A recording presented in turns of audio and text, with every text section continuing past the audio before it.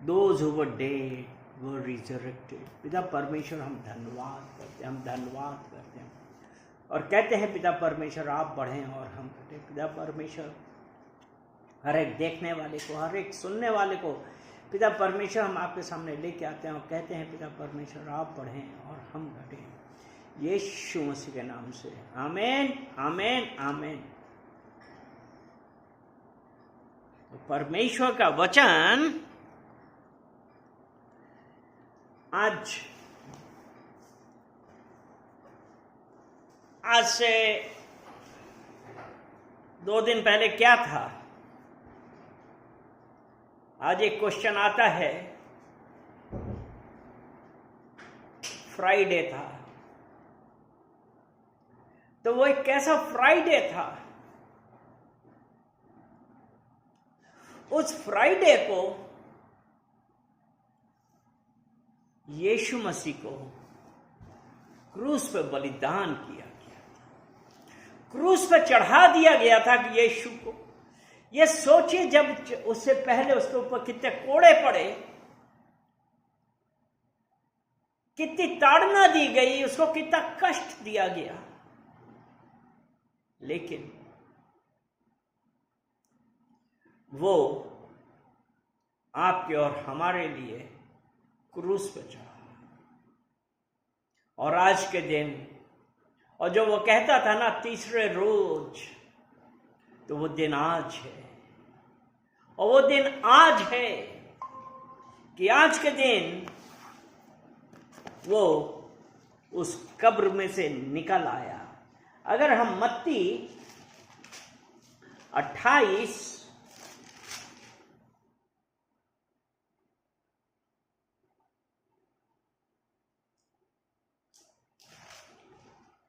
और हम 1 से पढ़ेंगे। सबके दिन के बाद सप्ताह के पहले दिन पौ फटते ही मरियम मगदलीनी और दूसरी मरियम कब्र को देखने आई, और देखो एक बड़ा भूकंप हुआ, क्योंकि प्रभु का एक दूत स्वर्ग से उतरा और पास आकर उसने पत्थर को लुढ़का दिया और उस पर बैठ गया। उसका रूप बिजली का सा और उसका वस्त्र पाले के समान उज्ज्वल था। उसके भय से पहरुए कांप उठे और मृतक समान हो गए। स्वर्गदूत ने स्त्रियों से कहा, मत डरो। स्वर्गदूत ने स्त्रियों से कहा, मत डरो, क्योंकि ये लोग इसलिए गई थी कि वो जाके यीशु के शरीर पर लेप लगाएंगी।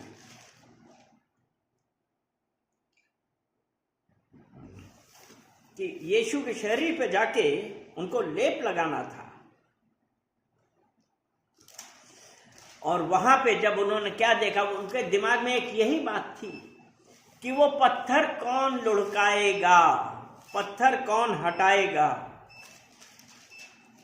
जो वो वहां पे गई तो देखा पत्थर हटा हुआ था। क्या था? पत्थर हटा हुआ था। और वहां पे स्वर्गदूत बिजली का सा, उसका वस्त्र पाले के समान उज्ज्वल था। स्वर्गदूत ने स्त्रियों से कहा, मत डरो, मैं जानता हूं तुम यीशु को जो क्रूस पर चढ़ाया गया है ढूंढती हो। वह यहां नहीं है, परंतु अपने वचन के अनुसार जी उठा है। तो वो स्वर्गदूत ने यह कहा कि वो यहां नहीं है, क्योंकि हम लोग पढ़ते थे ना, यीशु कहता था कि मैं तीसरे रोज जी उठूंगा, तीसरे रोज। और वो जी उठा। तो इससे क्या मतलब हुआ कि वो जो क्रूस पे जो यीशु की मृत्यु हुई, तो वो मृत्यु अंत नहीं थी। कब्र में उसको गाड़ा गया, लेकिन कब्र अंतिम मंजिल नहीं थी। आजकल हमारा क्या, जब कब्र में गाड़े जाते कोई बाहर नहीं आता, लेकिन यीशु के लिए अंतिम मंजिल नहीं थी, क्योंकि तीसरे दिन एक नई सुबह आई।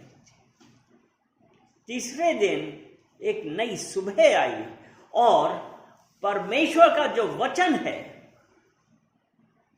साथ में उसका एक ये भी कहना है कि वो बतलाता है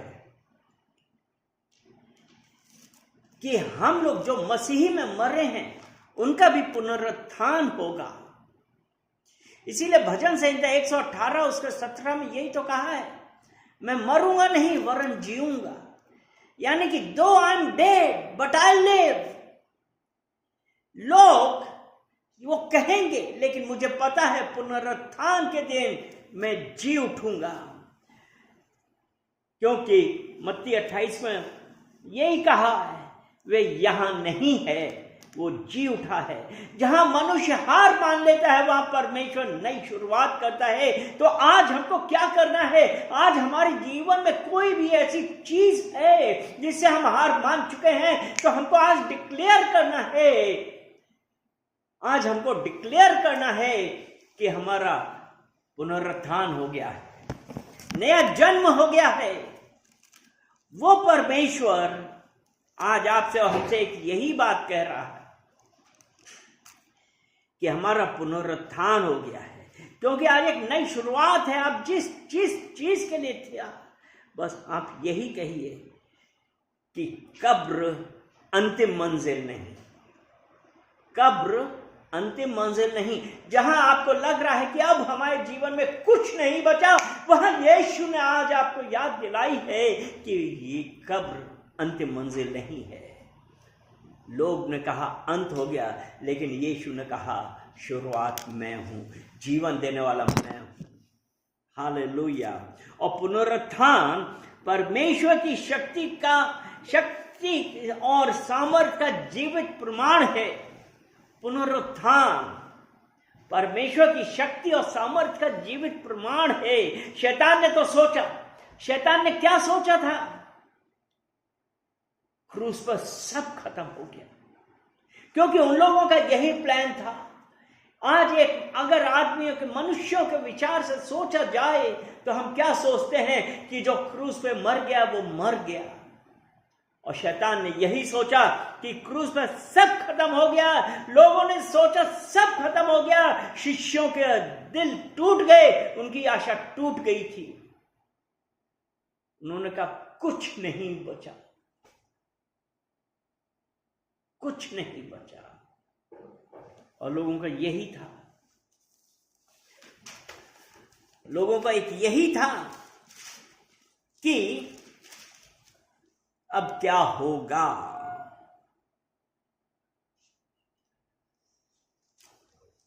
कि अब क्या होगा। कितने लोग क्या, उनके जो चेले उनके साथ थे, दे हैड अ होप, उनको एक आशा थी। क्रूस में जाने से पहले उनकी एक आशा थी। जब यीशु क्रूस पर चढ़े गए, उनके हिसाब से जीवन समाप्त हो गया, उन चेलों की आशाएं टूट गई। लेकिन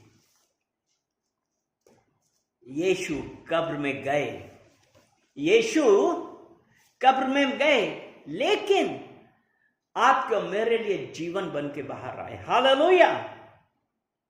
क्योंकि इसीलिए ये कहा ना कि जो मसीह में सो गए हैं वो पुनरुत्थान के दिन जी उठेंगे। रिजरेक्शन के दिन पुनरुत्थान में जी उठेंगे। जिस प्रकार आज यीशु का रिजरेक्शन हुआ है, हमारा भी रिजरेक्शन होगा। हमारा ये विश्वास है, क्योंकि यीशु में आशा है। इस रिजरेक्शन में एक आशा है, और ये आशा क्या है जो हमसे निराशा से आशा की ओर ले जाती है। यीशु जब क्रूस पर चढ़े, शिट टूट गए थे, उनके सपने टूट गए, तो उन्होंने सोचा सब खत्म हो गया। लेकिन पुनरुत्थान ने सब बदल दिया, पुनरुत्थान ने सब बदल दिया। और यीशु ने क्या किया? मृत्यु पर विजय पाई, मृत्यु पर विजय पाली। पहला कुरिन्थियों 15 और उसका 55। पहला कुरिन्थियों 15 उसका 55। हे मृत्यु तेरी जय कहां रही, हे मृत्यु तेरी जय कहां रही। यीशु ने मृत्यु पे विजय पाई, यीशु ने मृत्यु को हराया, यीशु ने मृत्यु को हरा दिया। आज हमारे लिए क्या है? हम में से कितने लोग हैं हम डरते हैं कि हम मर जाएंगे, हम खत्म हो जाएंगे, लेकिन अब मृत्यु हमको डरा नहीं सकती, क्योंकि यीशु ने मृत्यु पर विजय पाई है। अब अंत नहीं है। अब हम जो विश्वासी हैं हमारे लिए क्या है? अनंत, बोलिए अनंत जीवन है। अनंत जीवन है विश्वासी के लिए अनंत जीवन है। और पुनरुत्थान क्या है? हमारे जीवन में एक नई शुरुआत है। यीशु का पुनरुत्थान क्या करता है? हमें केवल भविष्य की आशा नहीं देता, लेकिन आज के लिए एक नया जीवन देता है। आज के लिए हमको एक नया जीवन देता है। आज हम में से कितने लोग हैं जो हम एक तरफ तो ये कहते हैं कि हम विश्वास करते हैं, लेकिन हम मृत्यु से डरते हैं। यीशु ने मृत्यु पर विजय पाई है। तो आज क्या हमारे लिए अभी यही है कि हम डरें? आज भी हम यीशु से डरते रहें? आज भी हम क्या मृत्यु से डरते रहें? जबकि हमको यह पता है कि यीशु ने मृत्यु पर विजय पाई है। आप लोगों में से कितनों को लगता है कि यीशु ने मृत्यु पर विजय पाई है? आमेन।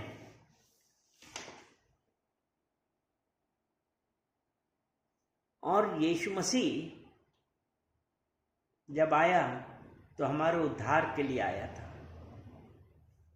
उसने विजय पाई और हमको, अच्छा, जब हमारा उद्धार हुआ, यीशु मसीह जब हमारा उद्धार हुआ तो हमारे पास क्या मिला?